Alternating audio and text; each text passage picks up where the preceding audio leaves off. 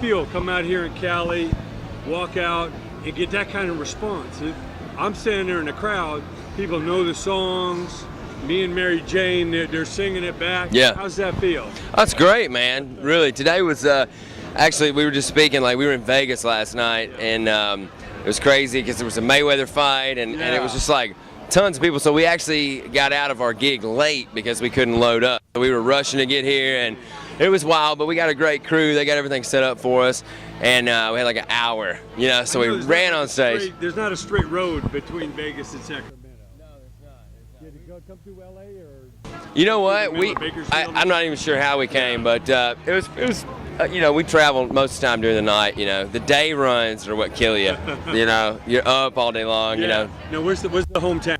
Edmonton, Kentucky. And what part of the state is that? It is South Central. It's closer to Nashville than it is Louisville, which is the top of the state. So, yeah. Now, growing up, who were your musical heroes? Who made you want to do music?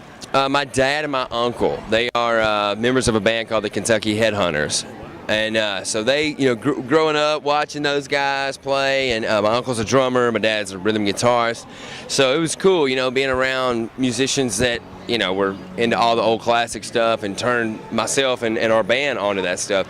And then outside of that, of course, you know, Zeppelin, Cream, Mountain, Hendrix, you know, The Who, I mean, list goes on for days. Yeah. We're a melting pot of rock, so. How'd you guys meet each other?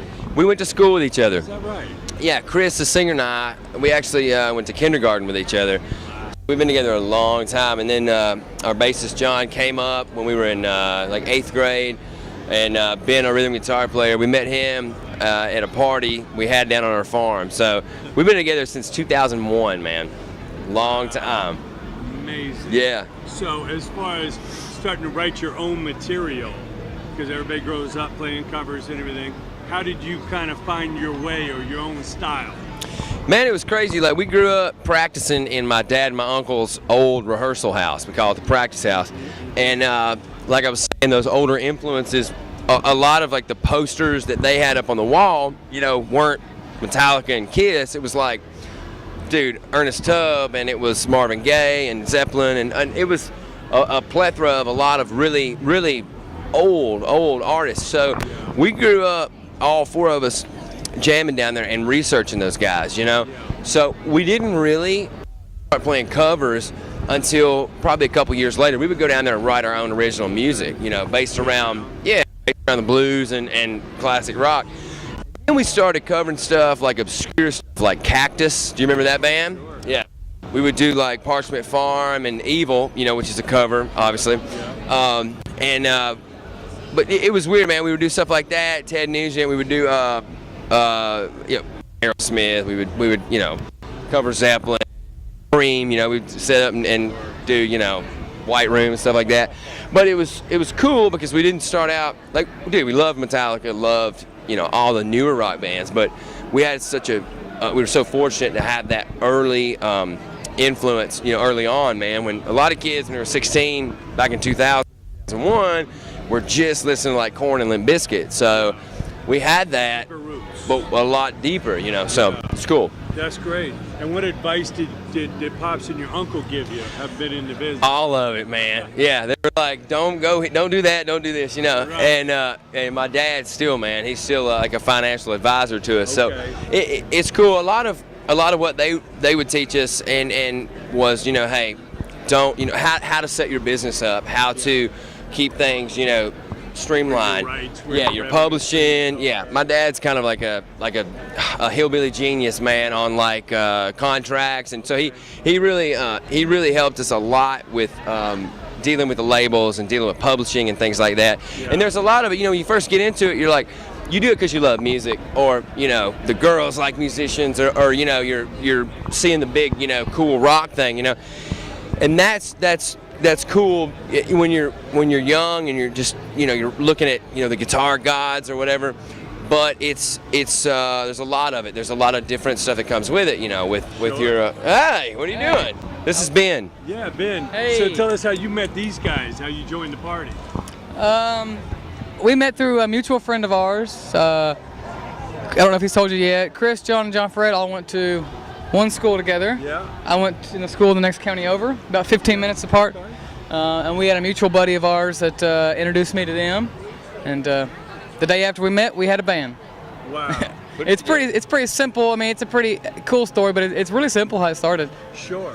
Well, we love your energy on stage, man. You bring it. Where'd the fire come from?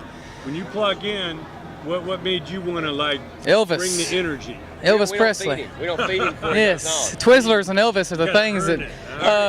Today I didn't feel like I could really put out as much either because I mean the stage was so slippery. It felt like ice up there. It was so bad. But you know, I just love entertaining and getting up there, and that's the way I react to the music that we play. So. You feel it and you want to let it out. Absolutely. People want to have a good time. They want to see that you're into it. So. We're pretty calm off stage. We're pretty laid back. Yeah, well, you know. I noticed that by a lot of people. You turn the switch, it's showtime. Yeah. You know, it's time to entertain. Right. You save your energy otherwise. Oh, you got to, yeah. Well, let's talk about Magic Mountain. Incredible album. We're Thanks, loving man. it, seeing the evolution of the band. You know, one of my favorite albums of the year, and I hear everybody. So you. it is really exciting hearing you. so many good songs. A lot of times you hear an album, it's one or two good songs. I listen to the album all the way through. Talk about writing this album. Got to that level in our career where it was just, you know, it was kind of a label change, and we had this whole new kind of refreshing opening door that allowed us to just be ourselves and not really worry about, well, if we get played on radio or if we, you know, fit this mold. Because we in the past, you know, we've been able to be ourselves, but like our production with It was us cool. in Kentucky, It was really laid back process. Everything was already It wasn't really he forced. Wasn't really involved in that. It came down. The only song that was written in Joe's presence was "Remember Me." It was the last song written for the album. But other than that, it wasn't a forced deal. It was a lot of fun. You know what I mean? He was really into it, so it was a great process from the start of the writing to the end of the recording. It went by pretty quick compared to what we had been used to. So you kind of brought out the best in the sound, and kind of polished it. Sure. smart guy with amp tone. Unpolished it. Yeah. Is that right? Yeah, we didn't want the polish. He unpolished. He kind of stripped it back a little bit. So He's the first guy to since, you know, we can really just let us be ourselves. And he was not in a sense, a lot of times you work with producers and they'll try to totally change who you are and make you, you know, basically fit a format. And we've kind of done that, and it doesn't work for us, you know. I mean, we had a great end, but this oh man, it was so fun, and it was kind of sad when we left. We're like, man, can we do some more songs? You know, we don't want to leave. So it was a great studio. Sure. Well, let's talk about Me and Mary Jane. Incredible anthem. You're opening the show with it. Obviously, you got the little innuendo in there. Yeah. But it's an anthem, man. You know It was what I mean? a lot of people Making were singing that that. yeah, We were just at the practice house one day, yeah. and A lot of stuff like that we don't really overthink. We don't really sit down and go, we need a song that talks specifically about when it comes to the party songs like that. You know what I mean? We just write them, and if we come up with a cool catchphrase like "Blame It on the Boom Boom" or "Me and Mary Jane," then we'll kind of go from there and just write the song. You know. K is on fire with you guys. Talk about the acceptance, and what do you think the difference is when you go over to England or Europe with the music? in there in 2007, and we went over with some buddies of ours in a band, Hinder, and we just went over and did little clubs, man. They were like 100-seaters, and we just kept going back where we had such a small following, but they were just rabid, man. The UK fans and all the fans in Europe, and I think they accepted us and really have been so supportive because just, you know, I think because we're just making genuine music, and I think our live show too, that's something that's, you know, the festivals and things like that, you know, totally you get, everybody's wild, they're in the mood to rock and roll, but over there, that's where these festivals were born. You know, when you look at Donington, you look at all these festivals over there, yeah, and we go over there and just, you know, we opened for Def Leppard and Whitesnake in 08, and then did the arena tour with Nickelback in 09. You give that young band in the garage today. We practiced every single day when we first started. Dedication, own your craft, loyalty, and you know, you have to have a friendship. You know what I mean? There's been a lot to come and go because they may be in it for the wrong reasons, you know, and that can be very toxic. So if you're friends, we always say friends first. and a band second, because at the end of the day, no matter what you might go through on the road or whatnot, if you're friends first, you can always come to each other as a friend, not as a bandmate, you know what I mean?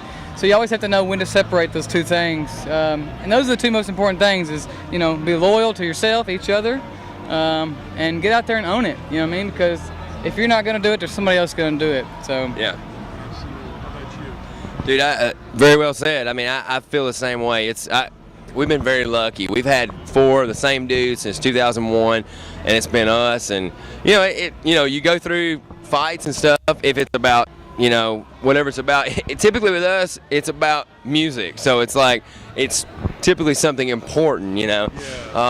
But it's Passionate about it. yeah, and you gotta, like, when you're young and you're doing this, you got to find people that you really love and have a common bond and drive. Like, you have to be driven to do it, because like Ben said, there's tons of people that are out there that are epic musicians, and we've just been very lucky because we've been able to have people help us and, really just had a good, strong family too, a support system, whether that's blood or, people you meet.